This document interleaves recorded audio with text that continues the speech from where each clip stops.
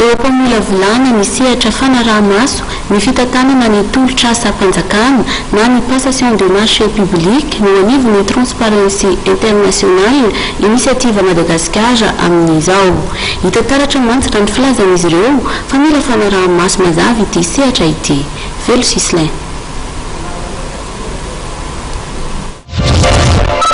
Sehatra ireo fantanatena fanaraha mitandranasina tsotra ny fitantanana ny tolotr'asam-panjakana na ny marché public raha ny filazan'izy transparency internationale initiative dia rehefa amin'ny pirenena no mivondrona ao anatin'ny sehatra iray anara-maso tolotr'asam-panjakana na ny marché public iny.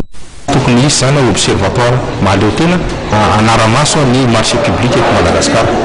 Ny dingana zany zao dia nanaitra an'ireo société civile zay mba izareo no andray andraikitra membre n'izay observatoire indépendant sur le marché public zay fa tsy hoe izay transparency internationale no izay irery any no anatin'le observatoire indépendant. Eo indrindra zany tsika zao mametraka ny karakara hoe inona ny tokony statuen'izany vao inona ny tokony atao ny assemblée générale n'ilay assemblée constitutive an'ilay observatoire indépendant.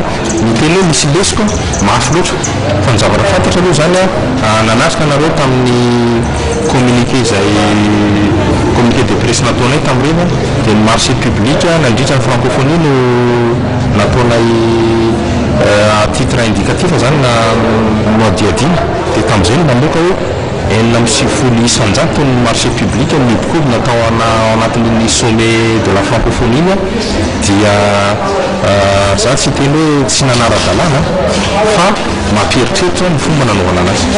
Efa tena manampan'izao fotoana izao ny fametrahana rafitra ankehitriny mampijerena ny pitsopitsony ara-lalàna entina manangana ny rafitra ny transparency internationale.